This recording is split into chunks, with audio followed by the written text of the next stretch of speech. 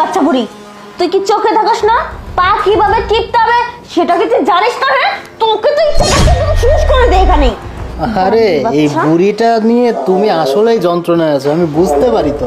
শোনো, এই বুড়িকে লাত্তি মেরে বাড়ি থেকে বের করে দাও না, বের করে দিলেই তো সব ঝামেলা মিটে যায়। আরে বের তো করবে, একটু সময়ের প্রয়োজন আছে, কিন্তু ও এত খাবার খায় কিন্তু কাজ এত নীরব কেন? হ্যাঁ, তুই ভালো করে পা টিপতে পারিস না? আরে এক মিনিট, কে যেন কল দিচ্ছে। ইমরান, আমার হাজবেন্ড কল দিয়েছে। চুপ, কথা বলবো না। আরে এই বুড়ি শোন, তোর ছেলে কল দিয়েছে, আমি যা যা বলবো তাই তাই করবি। কোনোভাবে যে তোর ছেলে না বুঝতে পারে যে তোকে আমি অনেক নির্যাতন অত্যাচার করি। হ্যাঁ রে, বলো। হ্যাঁ তিশা, কেমন আছো? আমি আছি তো, ভালোই আছি। তিশা, মা কেমন আছে? আছে, তোমার মা ভালো আছে? ও আচ্ছা, মার কাছে একটু ফোনটা দাও তো, কথা বলি। কথা বলবা? ঠিক আছে, আমি ফোনটা দাও। এবার শোন, তোর ছেলে যে কোনোভাবে বুঝতে না পারে তোকে তো অত্যাচার নির্যাতন করি। ঠিক আছে, কথা বলো। হ্যাঁ বাবা। হ্যাঁ মা, কেমন আছো? আছি। কি ব্যাপার মা, তোমার কণ্ঠ এমন শোনা যাচ্ছে, তুমি কি অসুস্থ? হ্যাঁ রে, তোমার মার না ওয়াশরুমে ধরেছে, এই জন্য ওয়াশরুমে চলে গিয়েছে। সমস্যা নেই, তোমার সাথে পরে কথা বলিয়ে দিব। ওকে ঠিক আছে, তাহলে রাখি ফোনটা। হ্যাঁ ঠিক আছে, রাখো।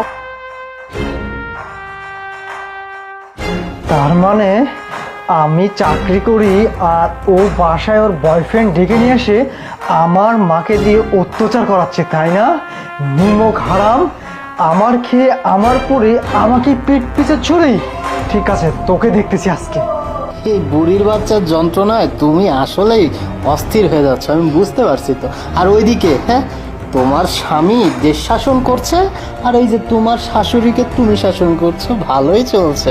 কিন্তু এই বুড়ির বাচ্চাটার সামনে কি সব করবে নাকি? হ্যাঁ চলো না, সমস্যা কি? বুড়ির বাচ্চাকে আজকে উচিত শিক্ষা দেওয়া দরকার। ছোট এই বুড়ি দেখ আমরা কি করি, আমরা আজকে রোমান্স করবো। তুই দেখবি। দেখবি বেবি। কি চলছে বাসার মধ্যে এগুলা? আরে তুমি মা ওঠো। কেন, আমি আসায় সমস্যা হয়ে গেছে? সি সি সি তিশা, তুমি বাসার মধ্যে একটা পরপুরুষ ডেকে নিয়ে এসে আমার মায়ের সামনে তুমি রোমান্স করতেছো। সি, তুমি এতটা নিচে নেমে গেছো। তুমি আমাকে ফোন দিয়ে কি বললা? আমার মা অসুস্থ, আমার মা বাইরে গেছে। আরে তিশা, আমি বাসায় অনেক আগেই আসছি। আমি যখন এসে দরজাটা খুলি তখন দেখলাম আমার বৃদ্ধ মাকে দিয়ে তুমি পাউটি পাচ্ছ। সি, এটা তোমার থেকে আশা করি নাই। হ্যাঁ, আমি এটা করেছি আর করবোই বা না কেন? তুমি তুমি কি করেছো? কি করো আমার জন্য? হ্যাঁ, দিনের পর দিন তুমি বাইরে চাকরি নিয়ে পড়ে থাকো, না আমাকে একটু সময় দাও, না আমাকে নিয়ে কোথাও ঘুরতে যাও।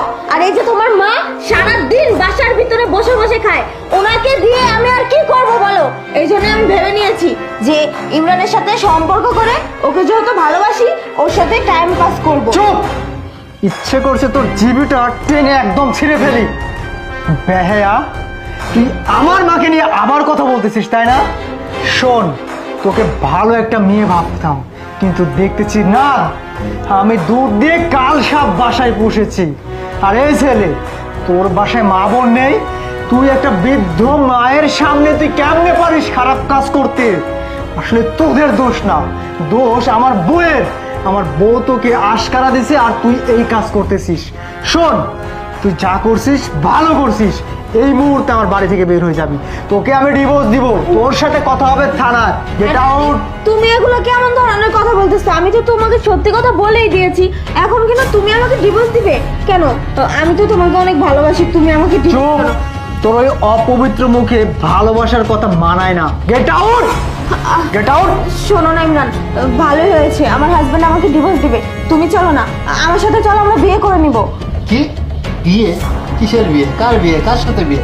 এই তুমি আমাকে সুযোগ দিছো, আমি সেই সুযোগ কাজে লাগাইছি। আমি আমার এই এরকম একটা সিঙ্গেল লাইফে তোমার মতো বিবাহিত মেয়েকে আমি বিয়ে করবো? পাগল পাইছো? হ্যাঁ, আমি একটা ভালো ছেলে, আমার সাথে তোমার কোনো দিক দিয়ে যায়? হ্যাঁ, কোনো দিক দিয়ে যায় না। শোনো, আমার টাইম পাস করার দরকার ছিল, আর তুমিও সিঙ্গেল ছিলে, আমিও সিঙ্গেল ছিলাম, ওই যে ওই সিঙ্গেল মুহূর্তটা কাজে লাগাইছি। এখন আমি তোমাকে কোনোদিন বিয়ে করতে পারবো না, বুঝতে পেরেছো? সুতরাং আমার সাথে কোনোদিনও যোগাযোগ করার চেষ্টা করবে না। ভাই, আপনার বউ চরিত্র ভালো না, চরিত্র ভালো হলে কি এরকম কাজ করতো? হ্যাঁ শোনেন ভাই, আমার কোনো দোষ নেই, আপনার বই আমার ডেকে ডেকে নিয়ে আসতে পারবার। হ্যাঁ শোনো, আমার সাথে আর এই চুপ, তোর এই নাটক বন্ধ কর, বেরো। দেখছিস, তুই যাকে ভালোবাসিস, তুই যাকে দিনের পর দিন মধু খাওয়াচ্ছিস না, সে তোকে কি বলে গেল? সে আমার মায়ের সামনে নানান কথা বলে গেল আমাকে। বেরো, মা, এই বেরো। তোর মতো মেয়ের সাথে আমি সংসার করতে চাই না, বেরো। মা, তো তুমি কিছু মনে করে না মা, আজকের পর থেকে না তুমি দেখবা অনেক ভালো থাকবা। আর তোমার দোষ আছে, তুমি আমাকে কেন বলোনি মা? এত কিছু হয়ে গেছে।